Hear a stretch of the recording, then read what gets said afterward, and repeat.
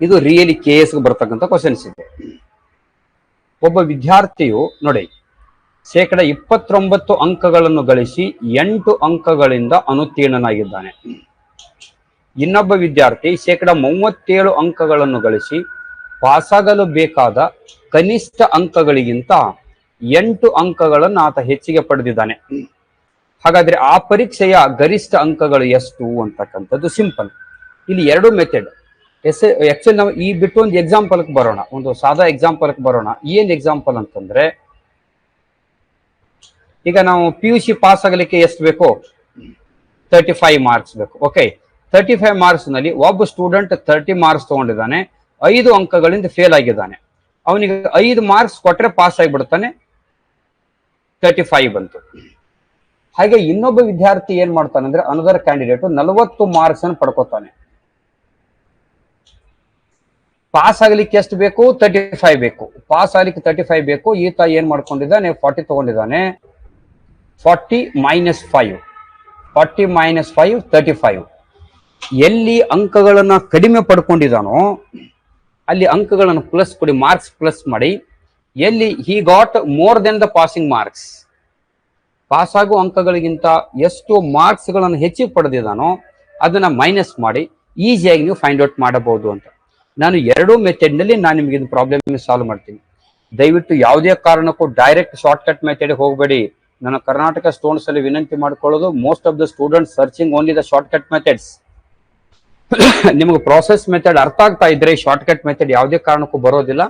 ಹಾಗಾಗಿ ಪ್ರಾಬ್ಲಮ್ಸ್ ಅನ್ನ ನೀಟಾಗಿ ಅರ್ಥ ಮಾಡ್ಕೊಳ್ಳಿಕ್ಕೆ ಫಸ್ಟ್ ಕಲೀರಿ ದಯವಿಟ್ಟು. ನೋಡಿ ಹಾಗೆ ಮ್ಯಾಕ್ಸಿಮಮ್ ಮಾರ್ಕ್ಸ್ ಶಾರ್ಟ್ಕಟ್ ನಾಗ ಒಂದೇ ಲೈನ್ ಕೂಡ ನಾ ಬಿಡಿಸ್ಕೊಡ್ತೀನಿ ನಿಮಗೆ ಇದನ್ನ. Maximum marks B 100x. ನೋಡಿ ಮ್ಯಾಕ್ಸಿಮಮ್ ಮಾರ್ಕ್ಸ್ 100x ಇದೆ. ಒನ್ ಸ್ಟೂಡೆಂಟ್ ಸ್ಕೋರ್ಡ್, ಒಬ್ಬ ವಿದ್ಯಾರ್ಥಿ ಎಷ್ಟು ಸ್ಕೋರ್, ಇಲ್ಲೇ ಡೈರೆಕ್ಟ್ ಆಗಿ ಮಾಡಿ. ಒಬ್ಬ ಸ್ಟೂಡೆಂಟ್ಸ್ 29 ಪಡ್ಕೊಂಡಿದ್ದಾನೆ, 29x. 8 ಅಂಕಗಳಿಂದ ಅನುತ್ತೀರ್ಣನಾಗಿದ್ದಾನೆ, +8. ಇನ್ನೊಬ್ಬ ಕ್ಯಾಂಡಿಡೇಟು 37 ಅಂಕಗಳನ್ನು ಪಡ್ಕೊಂಡಿದ್ದಾನೆ, 37x ಮೈನಸ್ 8.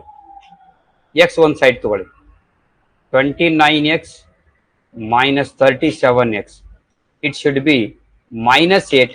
ಇದು ಇಲ್ಲಿ ಪ್ಲಸ್ ಅದ, ಈ ಕಡೆ ಬಂದ್ರೆ -8 ಆಗುತ್ತೆ. ಓಕೆ, -8.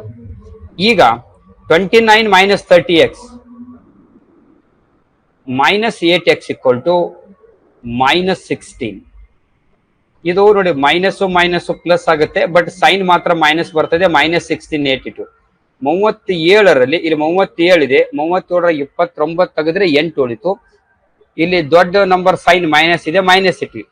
ಎರಡು ಕಡೆ ಮೈನಸ್ ಇರೋದ್ರಿಂದ remove minus sign and both sides. ಎರಡು ಕಡೆ ಇರತಕ್ಕಂತ ಮೈನಸ್ ಸೈನ್ ಅನ್ನು ತೆಗೆದು ಬಿಟ್ರೆ 8x = 16. then x = 16 divided by 8. so 8 1s 8 2s, x = 2. ಆದ್ರೆ ಮ್ಯಾಕ್ಸಿಮಮ್ ಮಾರ್ಕ್ಸ್ ಏನಂತ ತಗೊಂಡಿದೀವಿ ಹೇಳಿ ನಾವು? 100x. ಮ್ಯಾಕ್ಸಿಮಮ್ ಮಾರ್ಕ್ಸ್ 100x ಇದೆ. ಸೊ 100x, x ಬೆಲೆ ತುಂಬಿ. ಸೊ 100 × 2 200. ಅಂದ್ರೆ ಗರಿಷ್ಠ ಮಾರ್ಕ್ಸ್ ಗಳು ಎಷ್ಟು ಅಂದಂಗಾಗುತ್ತೆ ನಮಗೀಗ 200. Option A is the correct answer. ಇದನ್ನ ಶಾರ್ಟ್ ಕಟ್ ಮೆಥಡ್ ನಾಗ ಮಾಡಬಹುದು, ಬಹಳ ಈಸಿಯಾಗಿ ನಾವು ಶಾರ್ಟ್ ಕಟ್ ಮೆಥಡ್ ನಾಗ ಮಾಡಬಹುದು. ಮಾಡೋಣ ಈಗ. ಇಲ್ಲಿ ನೋಡಿ,